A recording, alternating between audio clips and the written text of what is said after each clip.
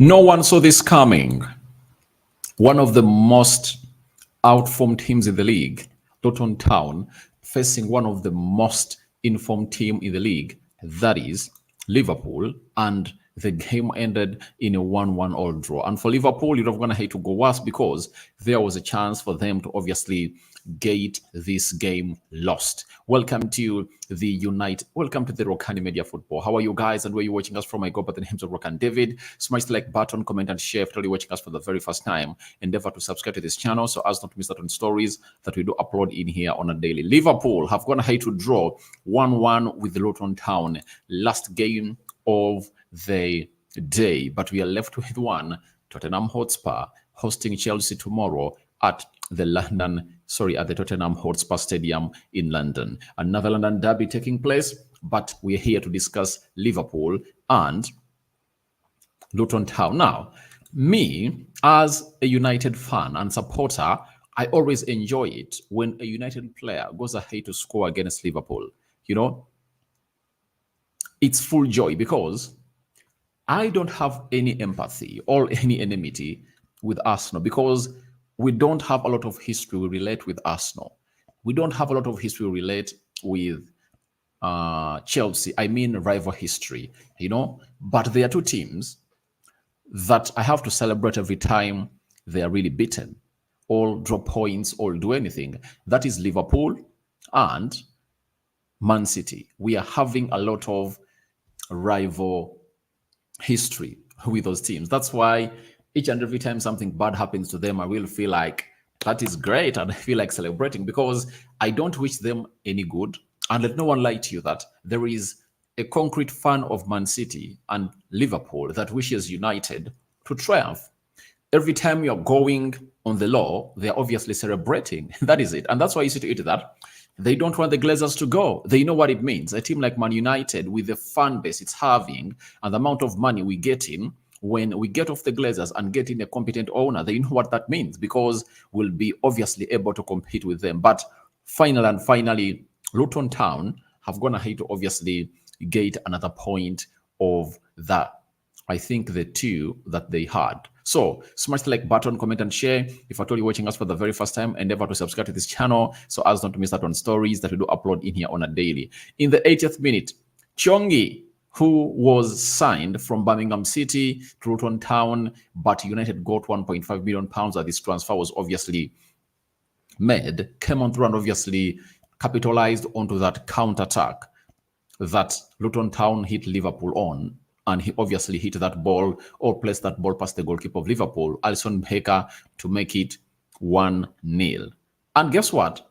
Liverpool equalized in the 5 added minutes out of the 8, within the 50th minute of the added 8 minutes to make it 1-1. And it was Luis Diaz jumping in through with the header, obviously heading it home and obviously giving them what they really deserved and desired. But there is lots of things to talk about in this game of football. That Darwin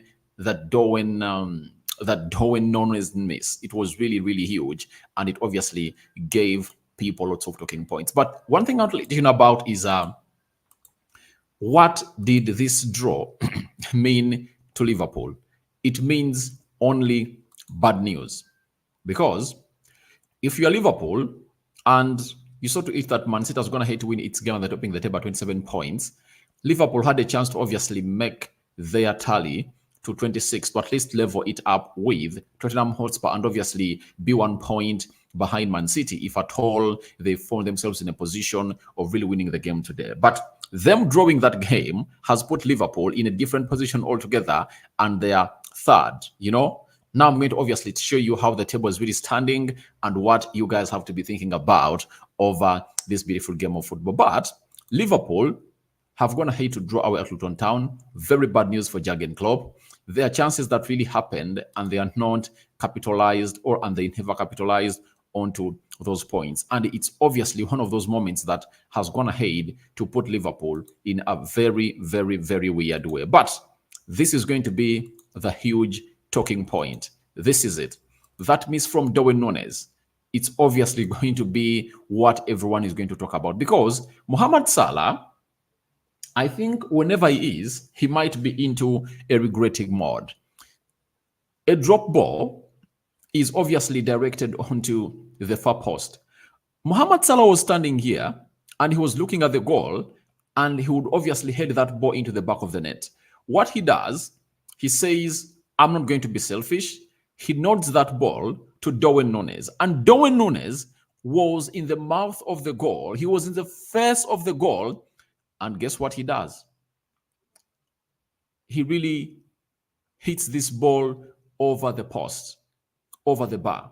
And everyone was asking him or herself, why did he have to do that? Was that necessary, really? Was it necessary?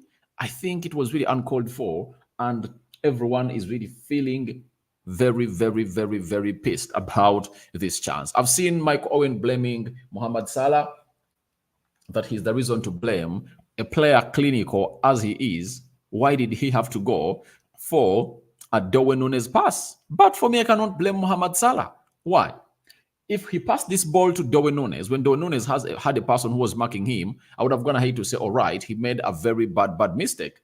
But I see no bad mistake made by this man in this juncture because of not being selfish. You know, some people always want to raise a blame on certain players, but how can I come out and obviously blame Mohamed Salah? For me, I would obviously hail him because I'm a believer that assists are the hardest things to make. But if at all you have a player like Mohamed Salah, who can obviously take all his selfish benefits out of this game and says, all right, I'm going to obviously go for an assist, how come and blame him? Why slet him? Now, what's wrong that Mohamed Salah is going to hate to do? I see nothing wrong that Mohamed Salah is going to hate to do because Darwin Nunez is not marked. By Mohamed Salah nodding that ball to Darwin Nunez, it's like telling him that, all right, I'm faking the goalkeeper that I'm obviously going to score, then I nod this ball to you and go in for an empty net. That is it.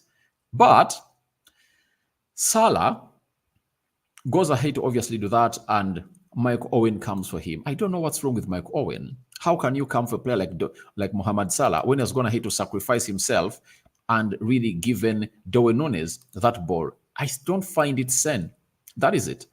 I don't find it sane for what I was going to hate to say about this man. He did the best, and this unselfishness that Mohamed Salah is going to hate to really exhibit on the field of play is really world class, and he puts him into that ilk of players that I'll go ahead to continue to respect because he knows that he can obviously have the numbers, but in having the numbers, he has to obviously consider even other players because he knows this is a team game. But for Darwin Nunez, I'm not going to come out all for him because I think this season he's really turning out into a better player. Before he came into this game, Darwin Nunez had gone ahead to score how many goals for Liverpool this season? Let me break them down for you. He had gone ahead to obviously score 4 goals in the Premier League with 3 assists. Those are 10 goal involvements in 10 games. That is quite a good tally. In the AFL Cup, he has 1 goal, meaning those are 5 goals. In the UEFA Europa League, he has 2 goals. So this season, he has gone ahead to score 7 goals and he has 4 assists for the team of Liverpool. He has not been doing bad as he did last season. He's obviously trying and forcing to become a better player like he was at Benfica. And one thing that I've seen that has gone ahead to obviously make him really struggle to obviously get into that team of Liverpool and obviously hit the ground running is his language barrier. And I think last season, what obviously hindered his performances was the language barrier at the side of Liverpool. Not until another South American player is going to have to come in through to obviously do the translations for him. And guess who that player is? It's none other than McAllister. So McAllister is the translator for Darwin Nunez. And I think everything is going on right as he tries to learn English. And you see to it that ever since they started really making those translations for him, he's obviously putting up numbers. And these misses have gone ahead to happen. We've seen world-class players go ahead to obviously miss out on chances like those. So I cannot come out and slate him for that. But obviously, he's responsible for Liverpool's draw. Why? If at all he had gone ahead to obviously score that goal, at the beginning of the second half, this header that came in from Darwin Nunez would have been the winner. And what a way to celebrate that winner.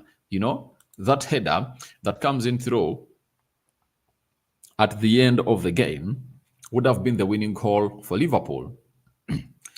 Luton would have gone ahead to equalize through Chongi, and then this would have gone ahead to be a very good header. But what a way to obviously go ahead and obviously claim for your father's freedom by doing what this man went ahead to do. That is Darwin Nunez. And after scoring that goal, he obviously went ahead and really put out a post. He opened up his shirt, and inside he had an input that had the following words in his own country language. That is Darwin Nunez. He was calling in for the freedom of his father, and that's what he really did. Luis Diaz's message: freedom for dad. So this one stands for freedom, this one stands for and Pata. Papa is daddy. Para is for, and Papa is daddy. We all know that Papa is daddy. So that's what Darwin Nunez really had onto his shirt, all in sleeve, that obviously showed us how everything was really going on as planned for the side of Liverpool, as they obviously went ahead to obviously lose 2 points and drop them in there for you. But his goal almost kept Liverpool in the game, and it came after this Chongi guy went ahead to obviously put that ball into the back of the Chongi. Is a player that was born and bred in the academy of Man United, and I've told you that I only feel happiness when I see such things happen to a team like Liverpool, because Liverpool and Manchester United don't see eye to eye. Let no one lie to you. They don't see eye to eye. If anyone knows exactly what this beef is all about, Liverpool and Man United are really rivals for the longest time of period possible. That is it. So when you look at players like Chongi coming in from the academy of Man United, and he comes out and puts out a performance like that, it's a statement that obviously is being sent to the people responsible that we are Manchester United, and we can obviously hunt you up and really beat you left, right, and center. That's what we are good at. That's what we do on a daily as a team, or as people who subscribe to Manchester United. So that is Chongi doing the needful and obviously taking Luton Town to a better position, because they've gone ahead to obviously get in another point that has obviously put them high. Let's go to the team stats and see how everything really went down at that stadium. But don't forget to smash the like button, comment, and share. Where is my lineups? All right, here they are. Let's go to the stats and see what happened at the stadium of Luton Town. 8 shots by Luton Town. Liverpool had 24. Imagine 24 shots, and you couldn't obviously find out or figure out a way to really win this game. Then 5 shots on target by Luton Town. Liverpool had 6 shots on target. It shows you that Luton were really so much clinical, because out of the 8, 5 were on target. Liverpool, out of 24, 6 were on target, meaning that they missed out on 18 times for their shots to be on target. 26% possession for Luton Town. It obviously reflects how defensive they were, and they obviously play a low block. 74% ball possession by Liverpool. It obviously explains to you how they played what we call a high block. 229 passes completed by Luton Town. 654 passes completed by Liverpool. 58% passing accuracy by Luton Town. 88% passing accuracy by Liverpool. Then 7 fouls by Luton Town. Liverpool had 13. 1 yellow card was issued to both sides. 0 red cards to both sides. 1 offside to each side. 4 corners to Luton Town and 4 corners to Liverpool. Now, let's go to the Premier League table and see how everything is obviously lining up. Now, when you look at the table, it shows you that Man City is on top, right? With 27 points. Tottenham Hotspur is second with 26 points. Remember, Spurs are playing Chelsea tomorrow at their stadium. So they stand a chance to go back on top of the Premier League table if at all they come out and obviously register a win against Chelsea in a much anticipated London derby. Then Liverpool had 11 have gone ahead to play 11 games. They're having 24 points. Arsenal, 11 games. They're having 24 points. Aston Villa, 11 games. They're having 22 points. Aston Villa has been beaten today by Nottingham Forest, 2-0. However, from home, they've not gone ahead to perform very well, but at home, they're obviously one of the unbeaten sides at home. Newcastle, 11 games. They're having 20 points. Brighton are having 11 games. They're having 18 points. Man United, 11 games, 18 points. Then Brentford, 11 games, 16 points. Crystal Palace, 11 games, 15 points. Now, I told you that after the 10th fixture, you'll see to it that this table will try to obviously making shape. And you see to it that it has already gone ahead to start shaping up, as you see it there. You see to it that Liverpool is having 24 points, Arsenal is having 24 points. And look at Man United, who everyone has been really talking bad about.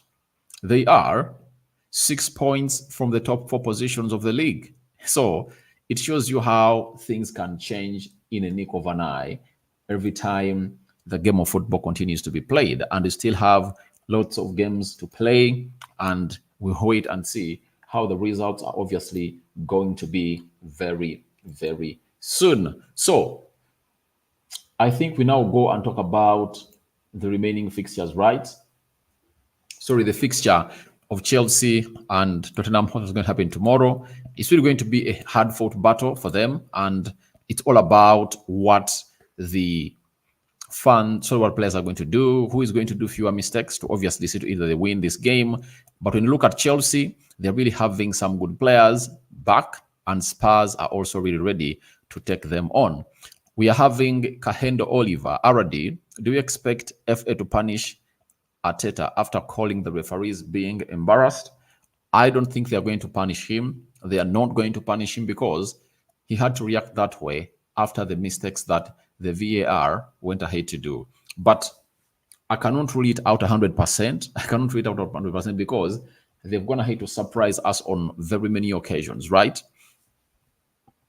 They've surprised us on very many occasions. They can come out and ban Mikel Arteta for like 3 games and say obviously attacked referees, but I don't know whether it's obviously going to be a very good act in between Arteta and the referees. Maybe the referees will say we have to obviously defend ourselves and be in unison and go against Mikel Arteta by obviously not giving him the 50s that his team is winning and obviously embarrassing him. But it was a very badly officiated game yesterday, as we saw to it that Arsenal had to win that game, and they found themselves in a position of really losing 3 points at the Newcastle Stadium. And to me, a draw would have been the best, but I don't believe Arteta is obviously going to be fined. So smash the like button and don't forget to subscribe. You're watching us for the very first time. I found it very important to come in through with this. Now, tomorrow is a big game. Tottenham Hotspur is taking on Chelsea, and it's really one of those games that we need to see. And Chelsea are really one of those teams that really perform well when they are playing big teams, by the way. When they're playing big teams, they obviously look better and better and better. But wait and see whether their betterment will obviously feature up when they're taking on the side of Tottenham Hotspur. But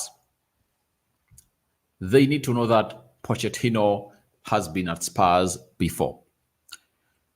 He knows all those players, most of them.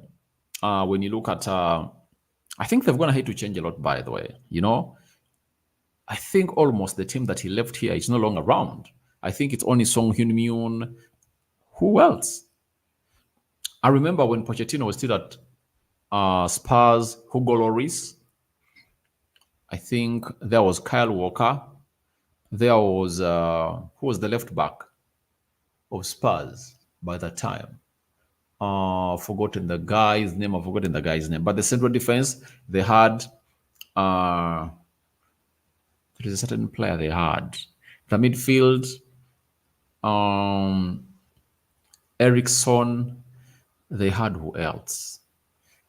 And other players in there for you, but they've gone ahead to change it totally, and it's obviously going to be a very huge game. I think tomorrow I'll get some time and obviously address this issue by really talking about this point, So, guys, thank you very much for watching. To tell me your thoughts about Luton Town 1, Liverpool 1. But before we call it out, I want to obviously come in through and really give you a little bit of a snippet of what are going to be the next games of the weekend. That is match day 12.